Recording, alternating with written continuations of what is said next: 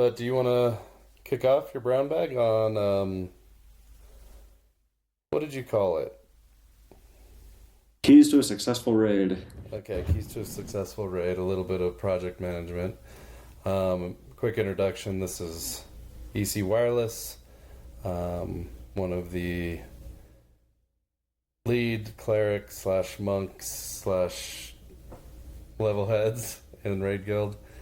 And he's going to share some of his experience with putting together a successful raid.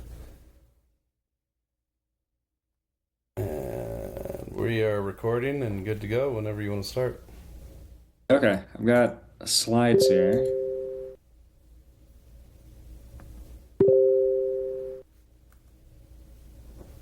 Okay, so keys to a successful raid as a monk slash project manager.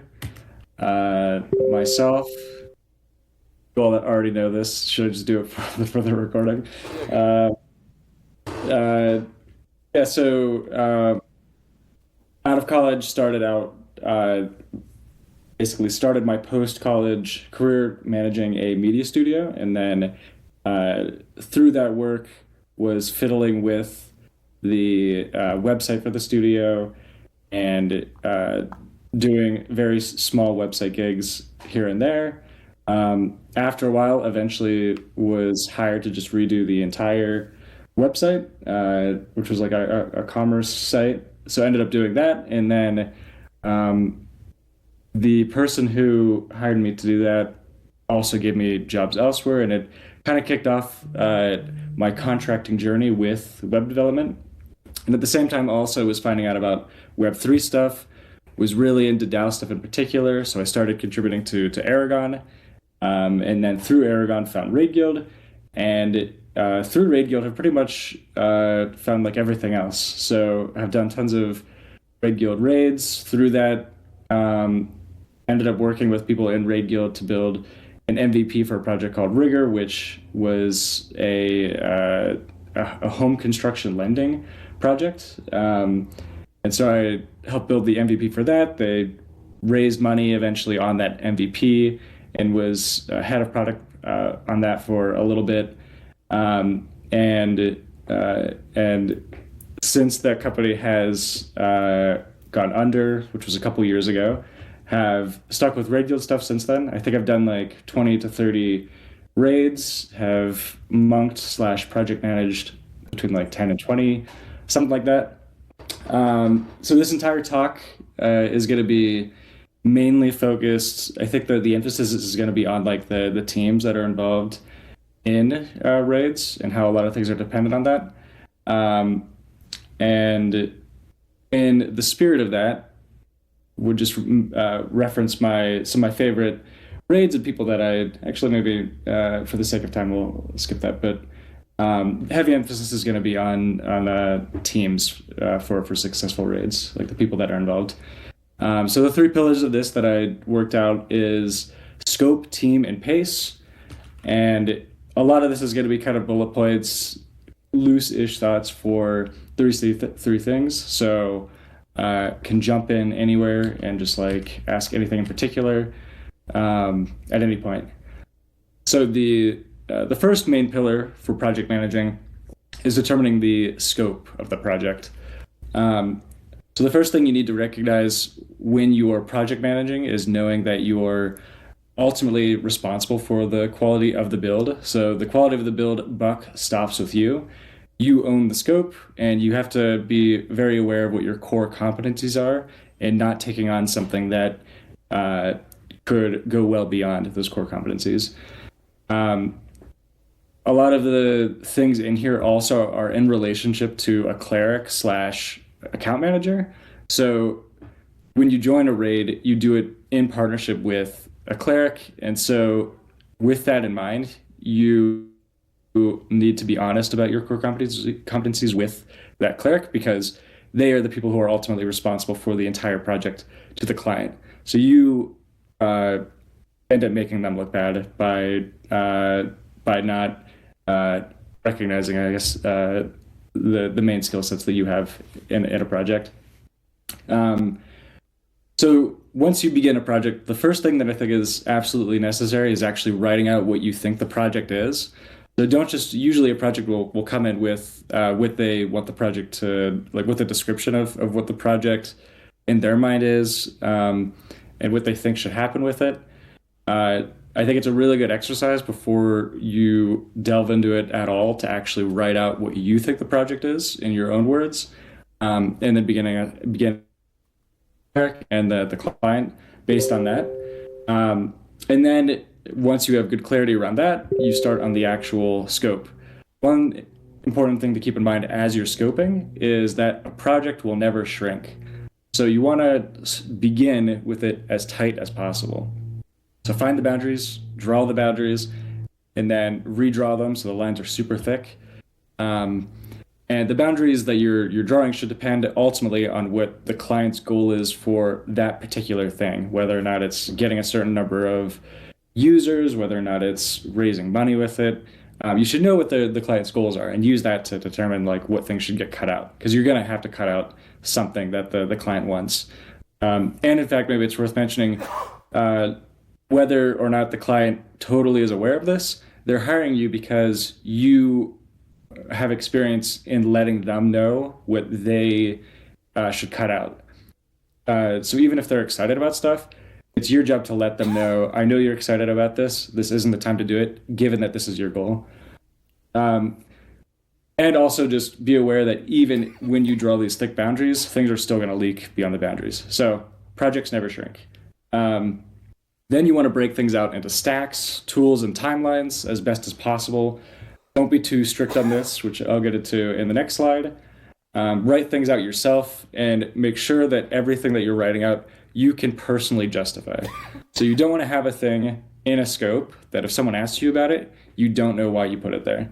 I think it's like obviously you should use all the modern tools, LLMs, project managing, like chatbot helpers, but you should personally be able to justify everything that you end up going with.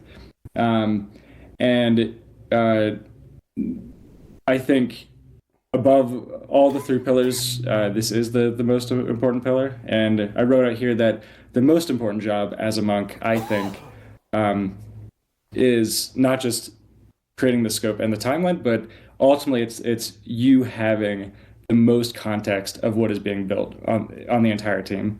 That's the most important thing I think your job is. So you should do your own research, absolutely, and have justifications for everything you're choosing and be confident in what you're choosing. And that's mainly because I think a lot of things that happen in a raid are dependent on the entire team being confident and going to you for a decision or for a requirement or for anything. A lot of the times, team members are going to be scoped to a particular thing and they're not going to have a full context, and they need to know that you have the full context of what should be built. So second thing is the team. So RaidGuild, as I mentioned, clerics have the final say, or they're the main people that own the project overall, but they also have the final say on the team. But a good client-monk partnership usually makes this process super smooth. Almost always, if it's a good partnership between monk and cleric, it's the two of them like coming up with it together. Like if you're a cleric and you have a project manager who wants a team that you don't want, probably just don't go with that project manager because it's not going to be an enjoyable process. And with this being the second pillar, I would say that this is the second most important job in the whole process of the raid, which is having the intuition of what each team member is good at and letting them actually be good at that thing, not getting in the way of them being good at that thing. So don't be fooled into thinking that the project is dependent on you. It really depends on the team that is assembled and how much they are enabled to do what they're already good at. So don't get in the way of your team. Ensure every team member has I think this is actually in order for the last point of enabling your team to be good at what they already are good at.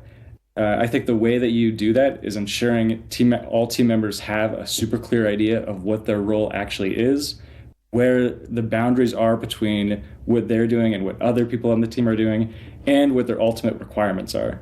And as long as they understand that super well, and you know that they do, just let them do what they want, I think. Don't micromanage. And this is a little bit more opinionated, but I would even go as far as to say let them pick their own stack unless requirements demand something in particular. I think most people, or if not all people, are going to do their best whenever they work with the tools that they're familiar with and that they're super confident in. And then last thing on teams is cut out bad teammates fast and early.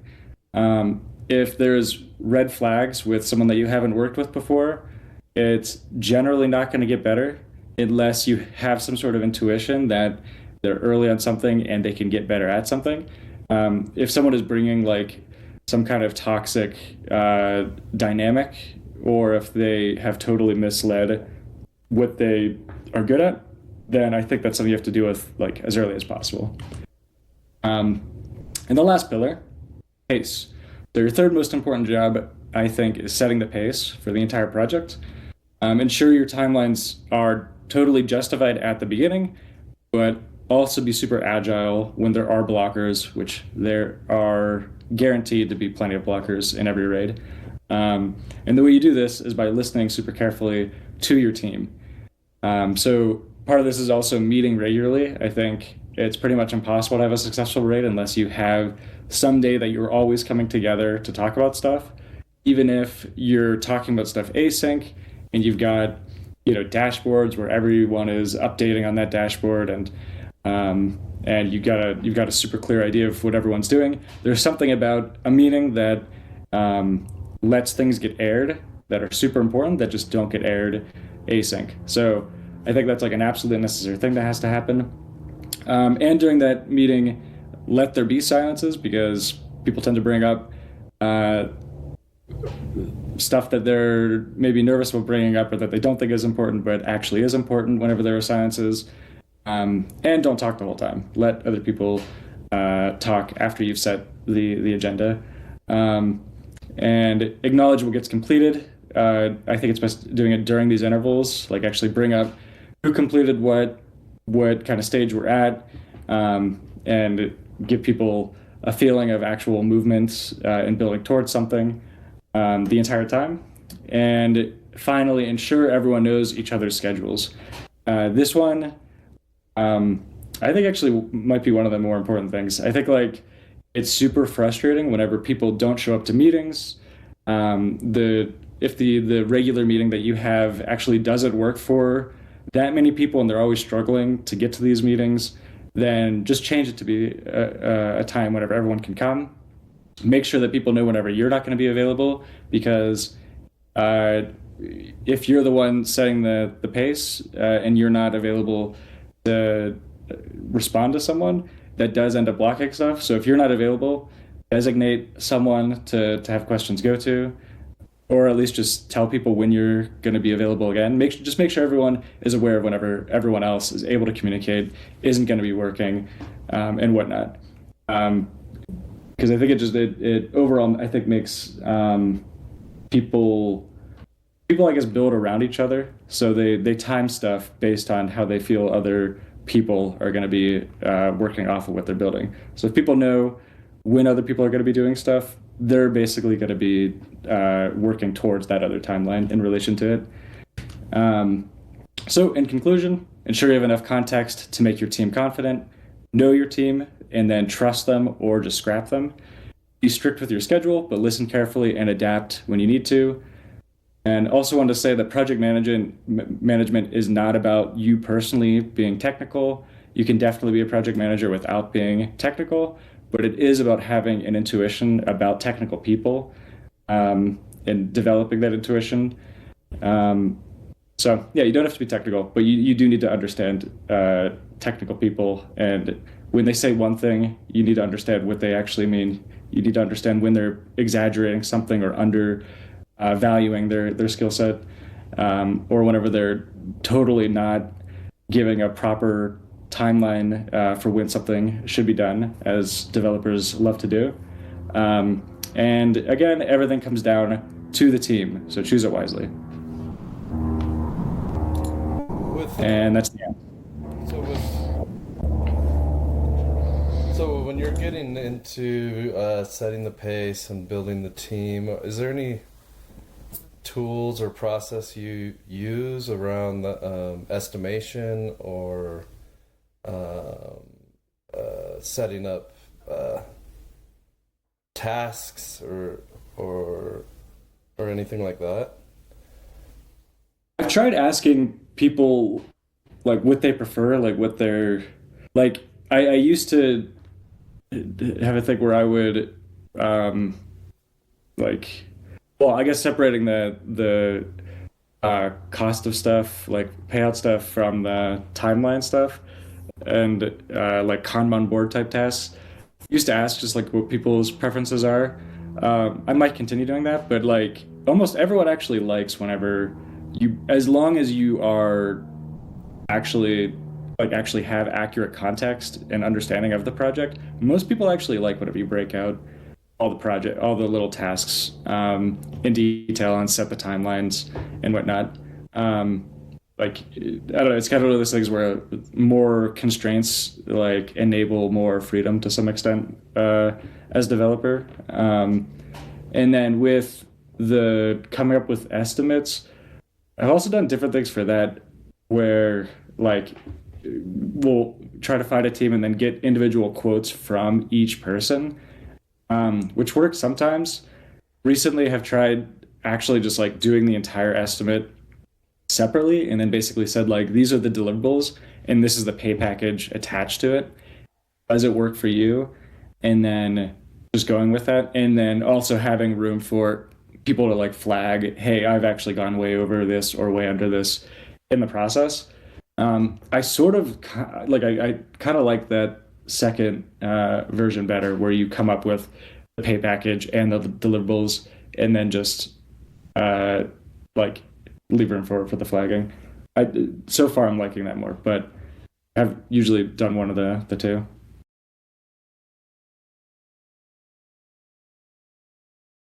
Yeah, it seems that kind of yeah, being able to have a little bit of an estimation is important with that relationship to the monk and the client manager, um, so they can accurately set expectations with the client and do things like that. So you're kind of like working between the team to find accurate estimates, and then you're relaying that to the monk so that they can tell the client accurate expectations. Yeah, and this is ultimately also down to the cleric as well. Like the monk really isn't actually deciding the payouts. It's usually the cleric will ask the monk for estimates, and then the cleric goes like, yeah, let's pad this 5-10%, or like you have to, there has to be some sort of agreement between the monk and the cleric usually, but then it is ultimately down to the cleric to go with it. So what about when things go off the rails? Like you mentioned, managing the team early. Hopefully you find people that aren't toxic, and other things like that. Sometimes though, these things just kind of, it's more like not an individual is toxic, but the team members, their relationship evolves into something toxic. How do you manage disputes like that, both with the team and with the client manager, the monk?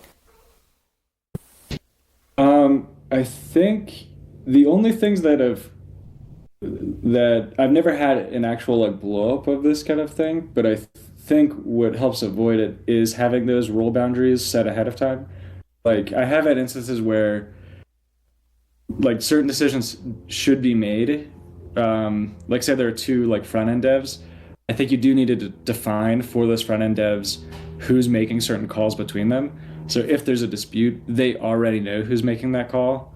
And then like if there's an even bigger dispute, it is ultimately up to you. But I think you can like avoid that it ever getting to you by just saying like, if it is dealing with this stuff, this person is deciding. If it's dealing with this stuff, this person's deciding.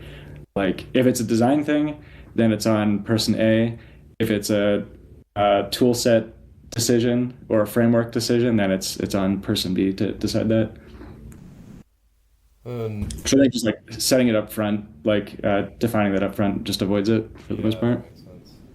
With the, I guess another way it goes off the rails almost always is estimations being a little too optimistic, or just the normal kind of overflow on shipping. How do you handle when something like that happens? When it's like, well, we need another 3 weeks to get this done. Uh, I mean, I guess that is mainly coming up with a good story for the client, or not a good story because that sounds like it's made up, but like as long as you like know why it happened and like it makes sense to the client why it happened, and like I think most of the time that that does happen, it makes total sense to the client, and it even seems a little bit beyond like often that if everything is running moderately smoothly, the blockers should be blockers that seem totally reasonable. Like you're being held up by something really upstream, like one provider is not able to service this particular thing. Um, if it comes from you not doing like proper research, that's a lot more difficult. Um, but yeah, I guess on the client side, it's just like actually understanding why it took longer and making sure to communicate that as best as possible. And then on the dev side, whenever they go over, um, I don't know, that still remains kind of difficult. It like almost every dev will let themselves go over without flagging stuff appropriately, I think. Uh, or they'll like um, save like complaints towards the end. So I don't know, like just really um, banging on people flagging stuff earlier. But usually, I mean, if it's something like egregious, then I think you just have to give part of your pay cut to those people. Is the only way to deal with it. But uh, yeah, I feel like there is a tendency for developers to let themselves go over and kind of silently being angry to themselves without actually communicating it. So that is a bit of a problem. I guess you know, every once in a while, no matter how well you do, there's a client issue, right? Or the clients decide to pivot or pull funds or not follow through. How do you handle something like that? I guess most of it should have been in terms up front, but you know, every once in a while there's something, right? Yeah, I don't think I've ever had a client like pull funds midway through a project. I mean, there've definitely been like tons of projects where the client's super excited, they're super happy with everything, and they go off with this MVP or whatever, and then just we just never hear from them again. Um, Even though it sounded like they were going to come back to us for like a phase two or whatever. Um, that's not too bad, I don't think. I've never had an instance where they've like refused to pay midway through, or they've just like disappeared. Luckily, so I'm not sure what the way Okay, to handle that. well, that's probably good. Um, and I guess on that, like, follow up, that's more of a monk, you know, monk's duty is to manage those relationships and to continue to follow through to see what is next or what else can be done. Yeah, that's true. That's on on the cleric really. So yeah, they won't even really be in the purview of a monk for the most part, I don't think. That's not a purview of the monk? I don't. I could like Wait, everyone has a oh, I'm slight sorry, yeah. difference. I was saying it wrong. The monk is the project manager and the cleric is the client manager.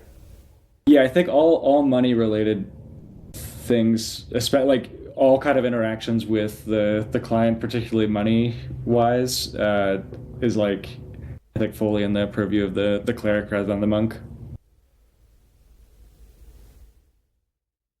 Sam, is there anything that's coming to your mind that you'd like to ask or? I'm wondering like how consistent it is. How consistently are like different monks within Rage Guild using the same tooling, like GitHub projects for Kanban boards, or Figma or Miro for diagramming and planning, that kind of stuff. In your experience, have you seen that it's just whatever the monk wants, or is there some common tools that have been helpful? I mean, it seems like the main common thing is GitHub project boards. Um, I guess especially I've seen like non-technical project managers start using Kanban boards where like, 3 or 4 years ago, I don't think that was the case as much. But yeah, it does seem like it's up to the like different project managers have different things. Like I've seen project managers stick to like Notion stuff. I never touch Notion stuff. I do a lot of HackMD stuff. I don't think other project managers use HackMD very much. Um, but yeah, it seems like the GitHub project board is like the main thing people use, but beyond that, people kind of stick with their own thing. Yeah, I guess I'm wondering, is there some way to have like output or something from a project, even if different tooling is used and stuff, but that's like, here's some knowledge from the project that could then be used in some of our future agentic flows and stuff. I mean, I wonder if you could just get like, can you have a GitHub key that can read the project boards? Because like sometimes I think people are familiar enough with GitHub project boards and like Kanban boards in general that instead of having a write up for the client, sometimes I'll just send over the project board and they could just watch what's happening. Like is usually more enjoyable to get a status update, I think, than a full write up.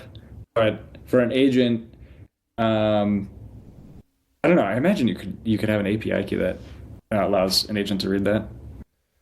So, what other ways are you using AI as a project manager, and what other? So you mentioned maybe like product or project updates could be useful.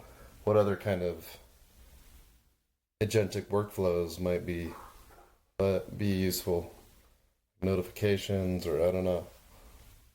And also, how are you Um, using it in general? I mean, usually just using it for like sanity checking. Like if I once I have the different like stacks and timelines and estimates, I'll have sanity checks on all that stuff. And I'll even like brainstorm to get it to those even to get the stack or the estimates to begin with. So I guess usually just kind of like a brainstorming and sanity checking kind of thing. And then the devs are probably heavily using code generation. Have you noticed that change estimates? What's weird is so like with like just finished a project recently where that was like a heavy emphasis was everyone should be using this kind of stuff. It is like a weird thing where like I think like if you counted all of her hours, it was well beyond what was quoted, probably by like 50% or something. Um, and which is crazy considering like the project was even kind of smallish and it was smallish, it had a big budget, even though it was small, and people still like it still took a long time to do stuff. Um, so I don't know, it's kind of odd. I mean, I have heard people say like, hey, for these projects, we should really try to use AI as much as possible to really help us. And I feel like people don't realize, like, some people seem to not realize everyone's already doing that. Like, everyone's been using their own tools, AI tools on their own, like for a while, I think. So I don't know. I think everyone's got their own little flows for this kind of stuff. I've been But reading I don't know, it doesn't speed it up, it seems like. I've been reading more about um, I think it's still very niche, but there's a this dark factory pattern, and this is different than the dark factory project we're working on, but it was kind of what inspired it. But there's design and dev agencies now that are explicitly committing to never looking at code and saying AI will do 100% of code and review. Not necessarily saying that they're going to be faster or more efficient, although I think that's what they're implying. And I don't know how well it works, but there are some groups that are being very explicit about that now.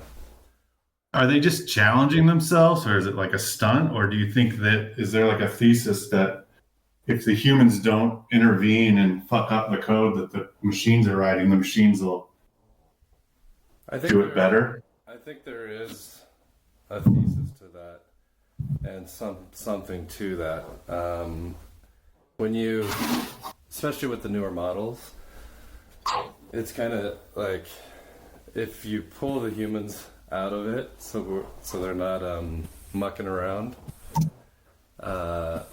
Sometimes you get to where we're trying to go faster and better. But I don't know. I think it's going to be a little more time. And the humans still are like very important, and the experienced devs are still very important as curation and spec and architecture. But for actually generating the code, it's like just stay out of the way of the robots. Yeah, I mean the project I'm thinking of that didn't seem like it was helped timeline wise by the agent stuff. I mean, like it almost seems like it probably is more robust code, but it still took the same amount of time. And I know one of the devs I don't think actually knew how to do some of the stuff in it, and so they were able to write code that they would not have normally been able to do, and it was probably much more robust. So it's kind of like, I don't know, it elevated devs to do better stuff, even though it still ended up taking longer. But this also was before all the Clawbot and the like Codex and Cloud Workspace stuff. So it might be a different story now with that. Like this was without that kind of loop of it's literally writing all the code and reviewing all the code. Like there were human reviewers for this entire process. So I don't know. I guess a month ago to today, it probably is a different story if we were to redo the whole thing now. Right. You gotta kind of. Well, I guess you just gotta always be adapting, and yeah, I think it is very reliant on having good, fleshed out and tested workflows for doing that code review loop, for it to work at all and not just totally go down in flames. Mm-hmm. But thank you, man. This was very insightful. I think a lot of this information, like the way that clerics and RaidGuild work, should probably be a little more aligned and standardized so that we can continue to iterate and test our different theories and assumptions and get better at it even over time. Do we have time? Could I